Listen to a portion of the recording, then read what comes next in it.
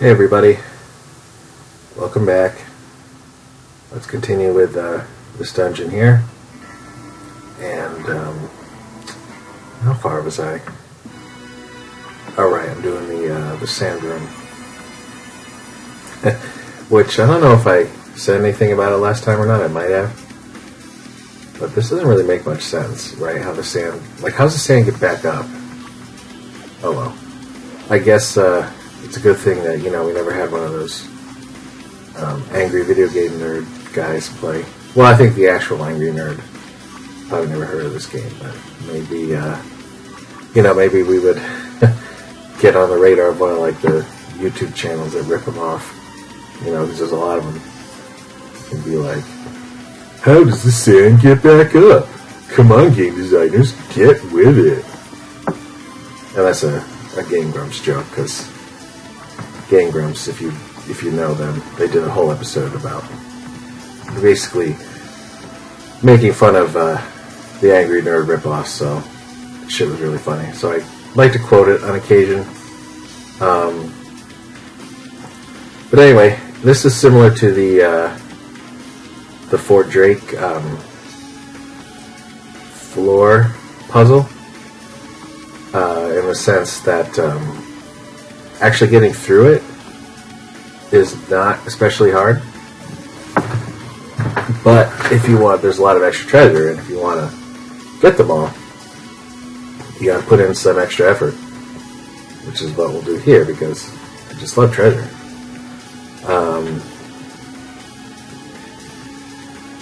And then I think, hopefully it'll help me with the grinding, because this is this dungeon was basically the last one where we really had a lot going on with the crafting. There's some later. In fact, we put a few in towns, like little scavenger hunt quests. That's coming up later. But I think, if I recall correctly, this was the last arc that really had a lot of things you can make. So they're really good. But yeah, I think Mark was just kind of getting sick of it.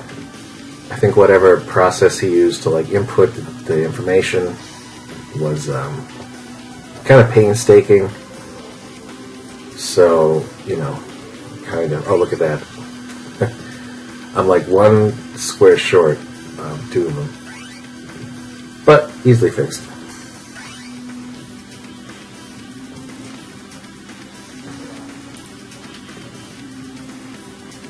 But anyway, yeah, so we kind of let the crafting die down after this arc. Just, I don't know, he just wasn't as into it. And I guess you ought to blame him. I wasn't really familiar with the interface. So, but I'm assuming that it was kind of difficult because he complained about it a lot. I imagine now there's various plugins and stuff for later RPG makers that probably make it a lot easier. Because I think I'd like to do a game, that had that again. Just kind of make it a little more involved, because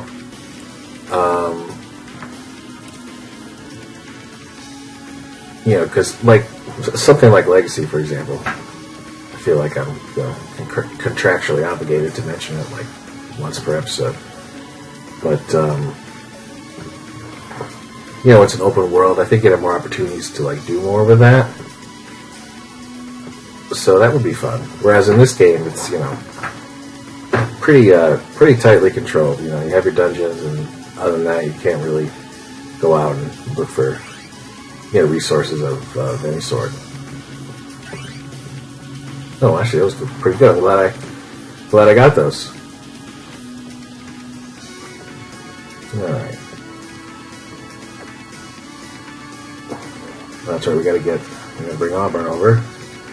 Cool. And I'm doing all these fights because the recipes for the stuff that you can make here are pretty demanding. So you really gotta do some grinding if you want it. once I get everybody to the what do you call it, the anvil, we'll see where we are in terms of progress on that front, because I don't remember off the top of my head. And sometimes you don't get anything. Isn't that obnoxious?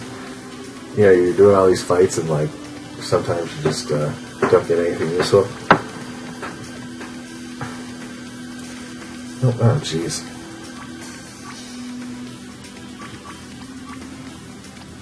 But at least there's some variety in the team makeup, so it doesn't feel like too much like the battles that we've all done plenty of times.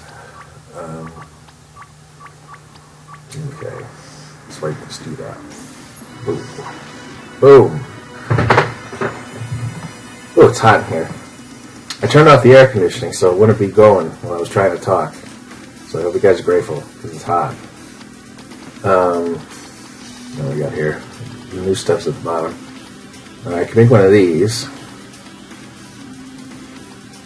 Oh, wait a minute. Do I even have the rainbow armor recipe? Oh man, I don't think I do. It's got to be in this dungeon though. Oh, the pocket watch. Can't forget that one. So I gotta. I don't even remember what that does. So I definitely want to make. I definitely want to make it. Okay, so we got. I made the dark scowl. Oh yeah, and she has a new weapon, Tiger Claw, which sounds pretty badass. Who's gonna get the dark scowl? I don't know. Sounds like a shroud thing. Sounds like something that. Yep, it increases the intelligence. So, shroud benefits from a high magic stat, as you might imagine, or an intelligence stat in this case. Oh, that's right. You know what? The rainbow armor recipe might be in here because there's a lot of goodies in this area too. So, this is a funny little bit where, Ando kind of figures out that, like, you can't really keep them from following him at this point. He's had enough experience with them. So he comes up with an alternate idea to get him to leave him alone. I'd have to be a yellow-bellied bilge rat. I don't know how I come up with some of this shit. I must have heard that somewhere.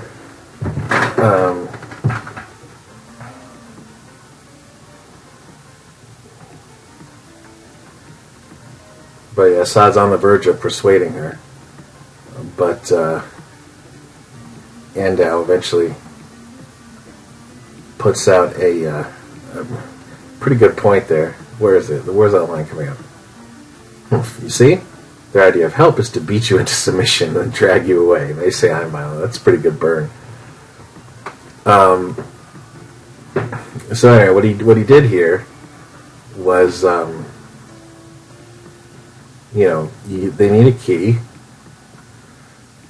to get past. So he, instead of hiding it, he just tossed it into the desert, and now it's been covered with sand because the wind and shit like that. That's why there's all these marks on the sand because of the wind's blowing. But he didn't count Bubba because he didn't expect Bubba. It was sort of an unexpected addition. And this game went through a little bit of a evolution here. You can see right now there's emotes. So if you got the question mark, which means you're not really close to what you're looking for. In this case, the key. But you can find a number of things. You can keep going. And when you get closer, you start to see like an arrow pointing you in the right direction. It must be way over on this side. Oh, there we go. See, so you've got See, so it's very intuitive. But before we had this, before we did it this way, you wouldn't have those emotes. It would just be Bubba saying, like, basically doing the hot and cold game. I don't know if any of you guys did that as kids. Where, you look for something that's hidden and somebody will tell you that if you're close to it, you're warm or hot, and if you're if you're not close to it, you're getting cold. So it used to be that, Bubba would say, like, "Yar, you be freezing, matey," like if you were close, and then if you were near it, he'd be like, "You be on fire, getting warmer." So, that was, it worked, but it was kind of silly. And it was hard to figure out, like, the precise location of this stuff. Because basically you had to wait till Bubba said, "You be standing right on it, matey," or something like that. And so that was just a lot of trial and error, which, there's some of that in this version too, but, it doesn't feel as aimless, I guess. You always have a good idea of where you should be going.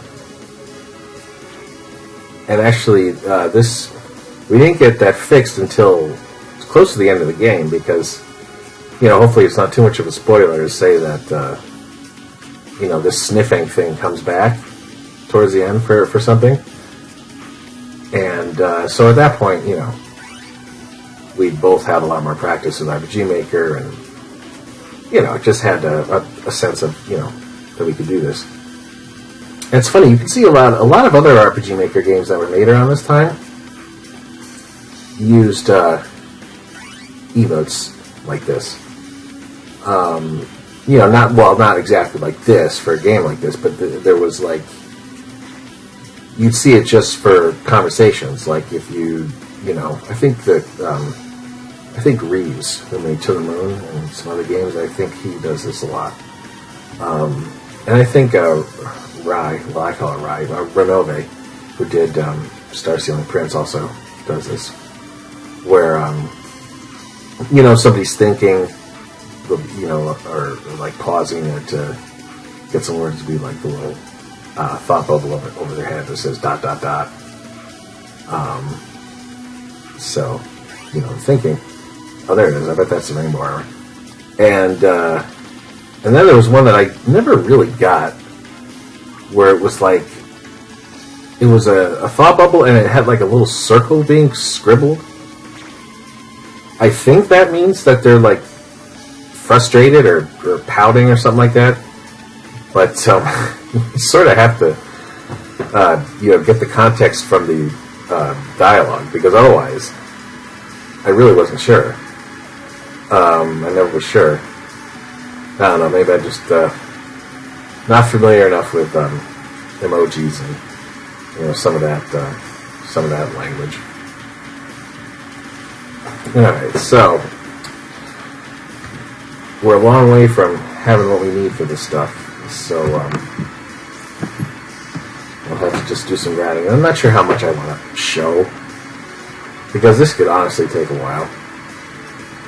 And I remember, I don't think I've cut away before while doing these. But I remember I've been looking at some of these old videos, just kind of, because it's been a while since I've seen them, so sometimes I forget like what I talked about. So it's kind of interesting. It's like hearing it for the first time. And there's one when I was doing Eagle Path in R3 where I just pretty much the whole thing was grinding.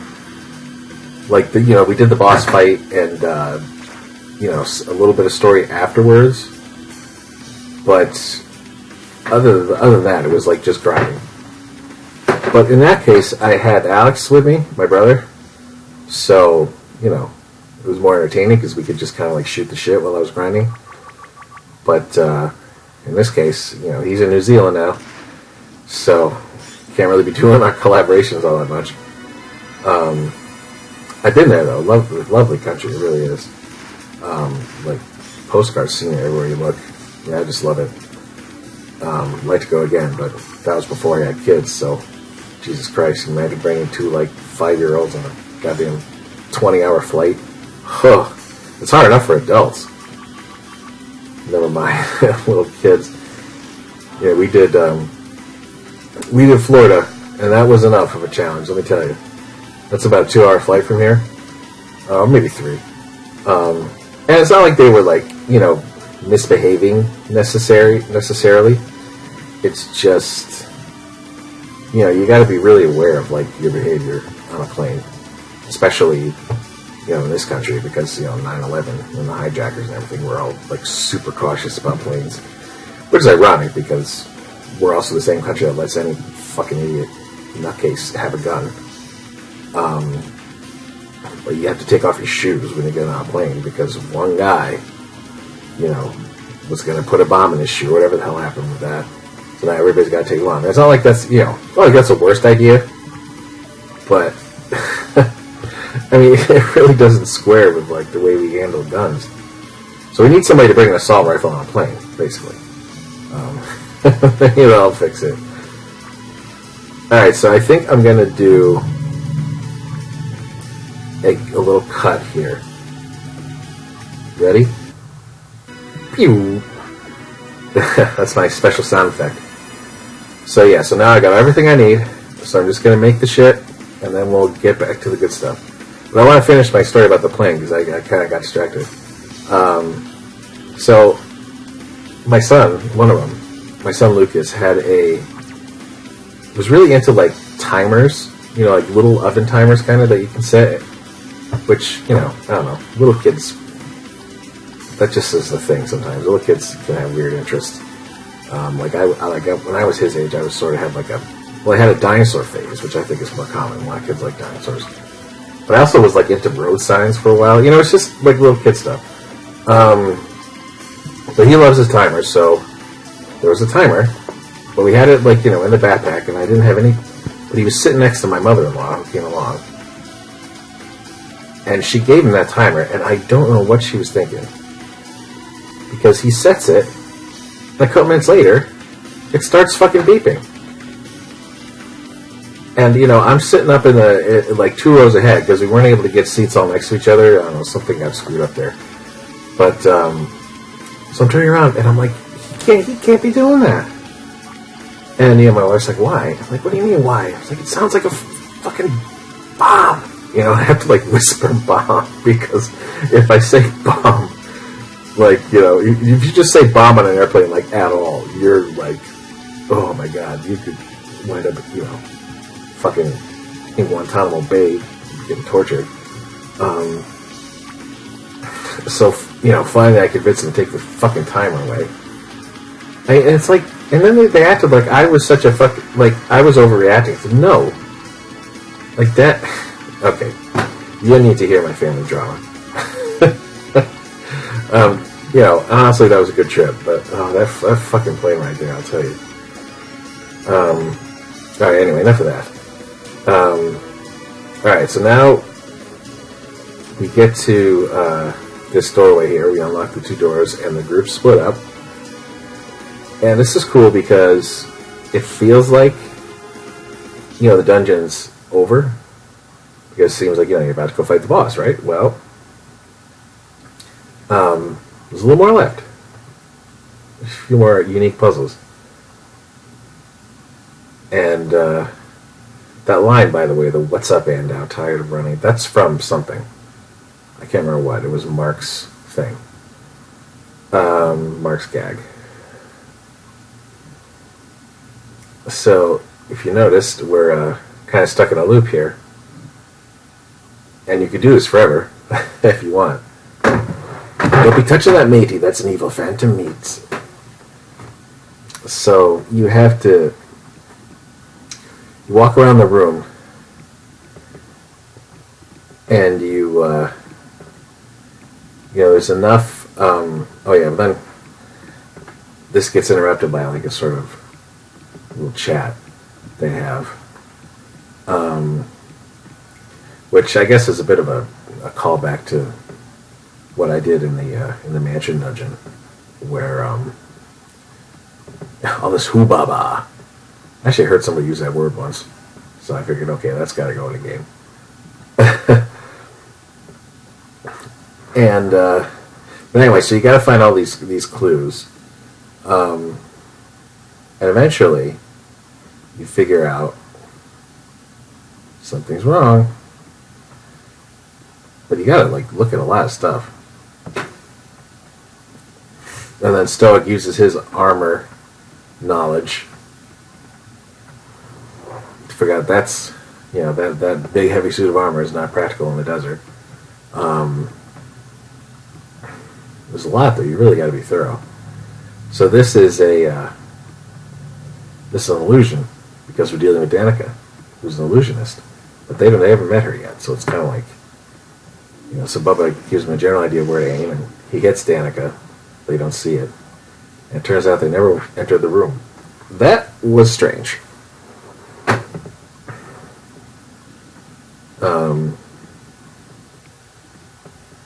But yeah, Bubba is sort of her kryptonite because, as good of an illusionist as she is, she can't really conjure up different smells. So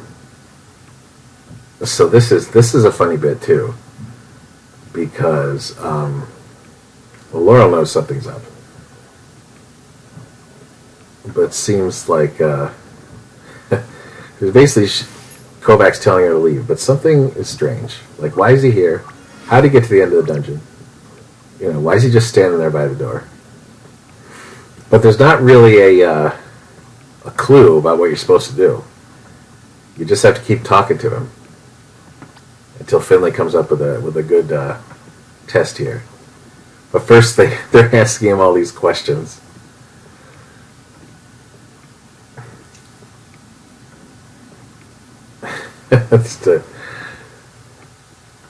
And she's giving him Equipment King trivia, which Danica knows. Probably spend enough time with the Equipment King guys to know some of this stuff. But Finley gets a little stroke of genius here.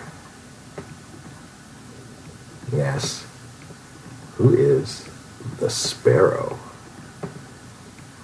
And now Danica doesn't actually know that, but she knows Kovac knows it, so that really blew it. Take a hike, lady. We got vampires to stop. This is just a funny conversation because Danica's so uptight, and Baron is rude, so it's a good combination.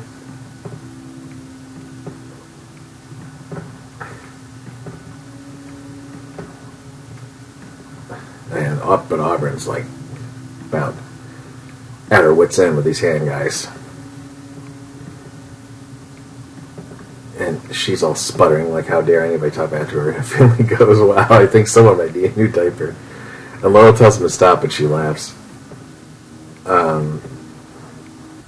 But Danica's not playing. Now, this is a neat fight for a lot of reasons. You get to do Deacon and Torrin again, but now this fight, like a lot of fights in the game, used to be way harder. Like, I imagine it'll still be a bit of a challenge, but this was like, really a challenging fight. I remember we had one dude did a walkthrough of Arc 4. Strange that it was only Arc 4, but, hey, that's cool. Never had somebody do a complete walkthrough for the game. And there was, most of it was pretty solid, good advice, puzzle solutions, shit like that. But then when it came to this fight, the dude wrote, "Here's the Danica fight. It's hard, but don't be a pussy." And that was just it. So yeah, good advice there. And also this fight, well, maybe I'm getting ahead of myself. This was the arc that won a lot of Misao's, which was the RPG Maker Oscars. They still have them over at RPGmaker.net. And we've been nominated before here and there, but this was the year when we really got a lot of them, including Game of the Year, which was pretty cool. But now that year, they don't always do this, but that year there was a category for Best Battle. And not Best Battle System or anything, just Best Fight, And this won. So that was pretty cool. I mean, because, it's pretty ingenious, but, and it's all, this is Mark stuff. He just has a good like brain for stuff like this. He knows what's fun. He knows what's interesting.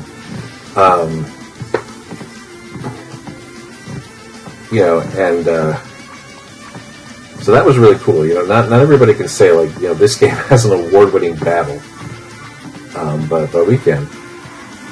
And I think they kind of retired that category because I don't think we won it again, or anybody won it again. I remember seeing it. Now the key to this fight is to immobilize the two illusions, Deacon and Torn. Because otherwise, they really pump out a lot of damage, and you can go down. So both Auburn, actually all three of them, have moves that are pretty good for paralyzing or otherwise debilitating. All right, so Danica's trolling them a little bit, making them think that she's gone, but. Well, that must have been disillusioning. Alright, and then she comes back. The chick which won't go down. And so Laurel's finally figuring this out. She doesn't have a lot of experience with illusionists, but she's sort of getting a sense on it. So then you have to go and hit that Danica, which is the real one. Been fighting illusion this whole time.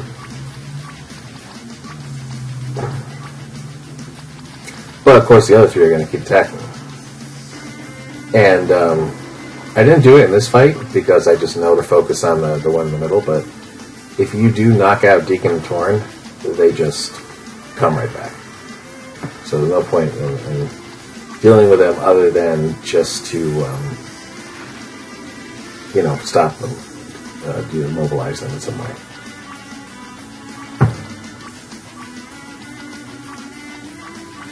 Okay. Yep, but it's not quite over yet. She's now moved on the other side. And Auburn, kind of referencing Ghostbusters there.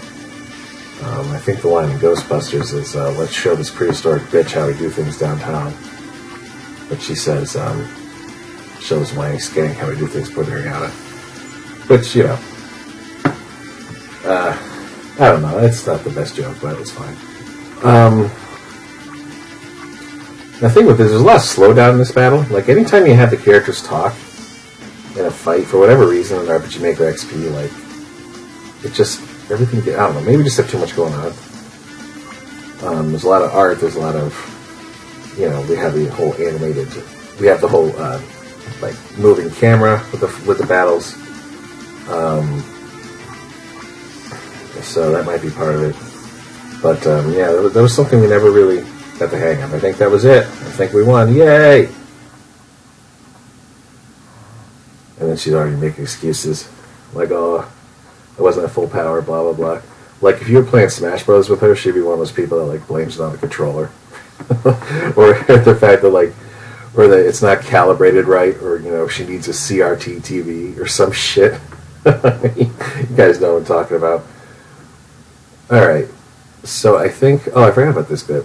I think we'll stop soon just because we're getting to the, we're getting kind of long here. And, I don't want to give the rest short shrift because there's another fight coming up. Now, this is the first time we see Void, who's another one of the lieutenants. He's sort of bailing her out here. And also our first look at the sort of the elite hand agents there, the dudes with the masks. Now, it wasn't until Arc 6 that we had like a real defined idea of what the hands grunts looked like. I think originally it was like some Foreman guys, the dudes from the mine who were with him. But this is way better. It's much cooler looking. And so they're both kind of marveling at how strong their enemies are. And then they know Rain, so that was an interesting little admission. But Void's got a plan. Void's going to bail her out. Alright. So we'll stop here, and when we come back, we'll fight some vampires. Alright, take it easy. Peace.